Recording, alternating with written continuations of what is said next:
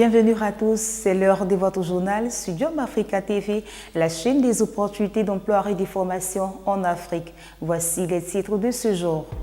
Dans ce journal, on parlera du village de l'emploi au Festival des musiques urbaines d'Anoumambo dénommé FEMUA.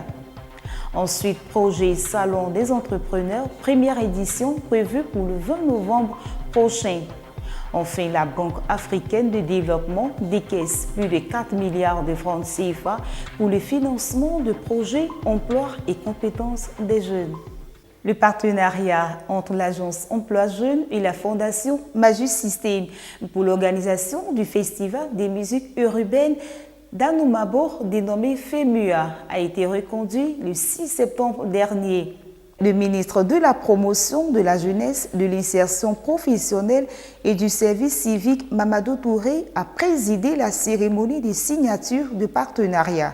Cette année, le ministère prendra part à la 13e édition du FEMUA à travers le village de l'emploi, qui proposera tous les jours des formations à la recherche d'emploi, des entretiens d'embauche, des panels et ateliers et un plateau spécial traitant des questions d'emploi, d'entrepreneuriat et de civisme. Le Palais de la Culture d'Abidjan va accueillir le 20 novembre prochain plus de 4000 entrepreneurs au cours de la première édition du Rassemblement des entrepreneurs.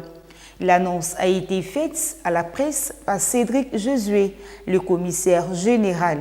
L'objectif de ce salon, qui est de mettre en relation toute la communauté des entrepreneurs ivoiriens et africains, va accueillir des panélistes de renom qui viendront entretenir les participants sur comment réussir à promouvoir ces activités et comment créer un site internet à l'ère de la digitalisation. Bonne nouvelle pour les chercheurs d'emploi. La Banque africaine de développement lance un vaste recrutement dans divers domaines sur la période d'août et de septembre 2021. Les pays d'affectation sont la Côte d'Ivoire, l'Afrique du Sud, le Tchad, le Congo et le Mali.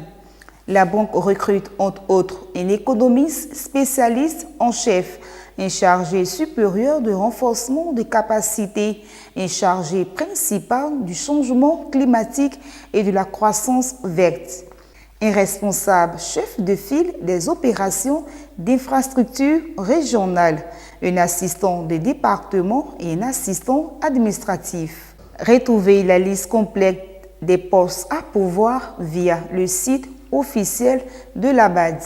Restons toujours avec la BAD pour parler de financement. Plus de 4 milliards de francs CFA pour le financement de projets pour les emplois et les compétences des jeunes. Un comité d'examen technique de la banque a approuvé 8 propositions de projets pour recevoir un financement. Les propositions approuvées pourraient créer plusieurs nouvelles entreprises et environ 20 000 emplois pour les jeunes à travers le continent. Ce fonds pour l'entrepreneuriat et l'innovation des jeunes a été lancé en novembre 2017. Il assure la création d'emplois durables pour les jeunes africains en dotant les startups dirigées par des jeunes et des femmes, ainsi que des micro, petites et moyennes entreprises des compétences, du soutien financier et des environnements propices pour gérer des entreprises bancables. Le président du Conseil national des jeunes de Côte d'Ivoire, le CNGCI, a accordé une interview le 6 septembre dernier à la radio de la paix assise à Djamé-Sobroko sur le thème « Le CNGCI face aux défis des jeunes ivoiriens ». Il était accompagné dans cet exercice en co-animation avec M. Nyomie Atoubré, président de la Ligue ivoirienne pour la paix, l'éducation et le civisme. Regardez. Chers messieurs, vous êtes sur les antennes de Radio de la Paix. Première question déjà. Président Diabaté, un jeune, c'est qui? Est-ce que c'est une jeunesse relative? Est-ce que c'est par rapport justement au travail, à la profession, aux activités? C'est qui un jeune? Merci une fois encore de m'avoir invité à cette émission qui, comme j'ai pour habitude de le dire à mes pairs jeunes, ne vient que renforcer les capacités des jeunes, mais également vient promouvoir son épanouissement économique, social et même culturelle au sein de notre communauté ivoirienne. La Côte d'Ivoire, comme vous le savez, est un pays africain et la Côte d'Ivoire a ratifié la Charte africaine de la jeunesse qui définit le jeune comme toute personne âgée de 15 à 35 ans. Et donc, ayant ratifié cette charte-là, la Côte d'Ivoire vient, n'est-ce pas, apporter son coup de pouce, n'est-ce pas, à cette idée qui est, n'est-ce pas, de plafonner l'âge de la jeunesse à 35 ans. 35 ans. Quand on parle de jeunes, on parle forcément de défi. Vous avez été élu le 7 août 2021 au terme d'un scrutin qui s'est déroulé, on l'a dit, dans un esprit fair play, c'est-à-dire qu'on a été presque plébiscité et tout. Alors, les défis, initialement, c'était quoi avant de se retrouver dans cette organisation? Il faut dire d'abord que le Conseil national des jeunes est une initiative de l'Organisation internationale de la francophonie. Et les chefs d'État et de gouvernement des pays qui ont partagé la langue française se sont réunis en 1999 à un sommet, le sommet de Moncton qui s'est tenu au Canada, et ils ont décidé d'associer la jeunesse à la gouvernance locale. Ceci dit, ils ont encouragé tous ces États-là et gouvernements à mettre en place des instruments qui peuvent promouvoir le plein épanouissement des jeunes en leur permettant bien sûr à ces jeunes-là de contribuer de manière efficace, n'est-ce pas, à l'avancée des choses, en leur permettant de proposer, n'est-ce pas, les solutions qui leur tiennent à cœur pour un monde beaucoup plus juste. Et donc on a vu depuis un certain moment, depuis 1999, donc comme je le disais tout à l'heure, la création des CNJ dans différents pays. Donc aujourd'hui en Côte d'Ivoire, le CNJ a pour défi principal d'être l'interlocuteur privilégié, n'est-ce pas, des pouvoirs publics auprès de la jeunesse, et donc de la jeunesse également auprès des pouvoirs publics. Donc il revient au CNJ de fédérer les initiatives des jeunes, mais également des organisations de jeunesse afin de les porter là où il faut, c'est-à-dire auprès des instances décisionnelles. Tout à l'heure, on va dérouler sur les prérogatives. Comparaison n'est pas raison, mais on va voir également comment fonctionnent les autres CNJ à travers donc, le monde entier. C'est vrai que l'Afrique a sa réalité. Nous allons parler également avec un autre invité sur le plateau, directeur exécutif de la Ligue ivoirienne pour la paix, l'éducation et le civisme, l'IPEC. Niamé Atoubré, bonjour. Bonjour monsieur. Déjà, on va parler avec vous. L'IPEC, est-ce qu'on peut présenter cette organisation en quelques minutes? Oui, nous existons depuis 2017 et nous sommes principalement, nos actions sont axées sur la participation politique des jeunes, la promotion de la cohésion sociale et naturellement le civisme qu'on retrouve déjà dans le cycle. Donc depuis 2017, nous avons mené plusieurs actions, notamment la campagne Zéro mois en 2020 que nous avons lancée pour prévenir les violences électorales. Pour cette semaine, notre métier du jour vous conduit dans la situation socio-économique des personnes en situation de handicap. L'employabilité des handicapés reste un défi majeur à surmonter, car la plupart ne sont pas pris en charge par des institutions publiques. Et bon nombre d'entre eux sont abandonnés à leur sort, se livrant à la mendicité. Cependant, d'autres refusent ce mode à l'image de Natou, handicapé physique et mère célibataire qui scolarise ses enfants grâce à la vente d'arachides. Son histoire particulière ne laisse pas indifférent et mérite qu'on s'y arrête dans notre métier du jour. Reportage. Namo, namo, namo, namo, maman. Cette jeune dame, mesurant 1 mètre, est âgée de 30 ans. Son nom, c'est Natou. Ici au carrefour Ange Raphaël à Douala au Cameroun, elle vend des arachides bouillis depuis pratiquement 7 ans. Chaque matin, je me lève, je pars à la gare de Nebel, acheter les arachides. Il y a des jours que je paie 1 seau, 2 seaux. Les jours que, donc ça dépend du marché. Les semaines que je prends seulement demi-seau. Je viens, je lave et puis je pars vendre. Dans une brouette couverte d'un sac, elle étale sa marchandise pour mieux capter l'attention de la clientèle, tout en trayant de temps en temps les mauvaises graines.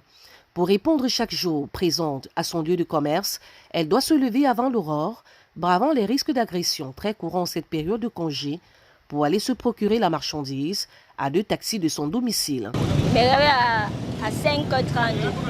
Je prends la moto Nebel, la gare de Nebel. Et puis j'achète vers 6h, 7h, je rentre à la maison, je lave, je bouffe et puis je sors. Résidant dans un quartier marécageux, la jeune dame doit parfois faire face aux inondations pour aller à la recherche de son pain quotidien. Il y a les jours qu'il pleut, il y a l'eau. Je suis obligée de tremper dedans sur ma bourrette. Et puis je monte au carrefour en Raphaël Bang. Un sacrifice qui lui vaut bien des appréciations de la part de certains de ses clients. J'ai l'habitude de manger les arachides de cette dame. C'est une vendeuse exceptionnelle parce qu'elle est réglo. Elle est là chaque jour quand on a besoin d'elle. J'ai l'habitude de manger l'arachide ici. Et l'arachide est très bon. Ça a le goût. Orpheline de père et de mère, Natou est une mère célibataire qui a été abandonnée par son mari depuis 5 ans. C'est sur ses épaules que reposent désormais toutes les charges de la maisonnée ainsi que les besoins multiples de ses 2 enfants, notamment leur scolarisation. Je suis mère célibataire. Oui, et mes parents ne vivent plus.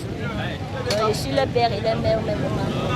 Vous savez, dans les arachides ici, depuis ma première fille a 7 ans et l'autre a 5 ans. Pour la jeune dame, les enfants sont une richesse, un héritage à préserver. C'est ainsi qu'elle encourage toutes les mères célibataires comme elle à ne pas céder à la dépression ou encore au découragement, mais à se sacrifier pour assurer un avenir meilleur à leurs enfants. J'encourage toutes les femmes qui sont comme moi, que ce soit handicapées ou normales, de ne pas se décourager dans la vie. Même si un homme les abandonne, c'est pas une raison de se laisser aller. Il faut se battre pour ces enfants-là. Handicapée de naissance, Natou ne se laisse pas faire devant les vicissitudes de la vie. C'est avec un sourire bon enfant qu'elle évoque les injures quotidiennes à elle destinées dans le cadre de l'exercice de son activité. Et quand je pars même acheter les arachides, d'autres me taquinent. Oh, la mais là, regarde comment elle est fou. Oh, machin, machin.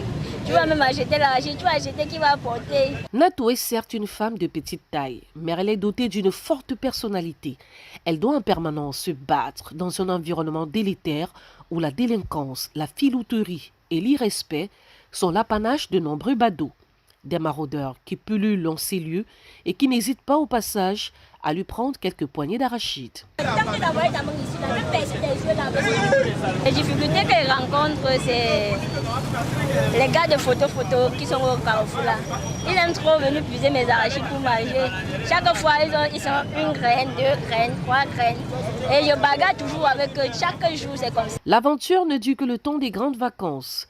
Dès la reprise des classes en septembre, Natou déménage du carrefour Ange Raphaël pour s'adonner à une autre activité génératrice de revenus. Pendant la saison des arachides, je vends les arachides jusqu'à septembre. Dès que la rentrée vient là-bas, j'arrête parce que mes enfants partent à l'école. Il faut que je m'occupe d'eux. Comme le dit l'adage, il n'y a pas de sot métier.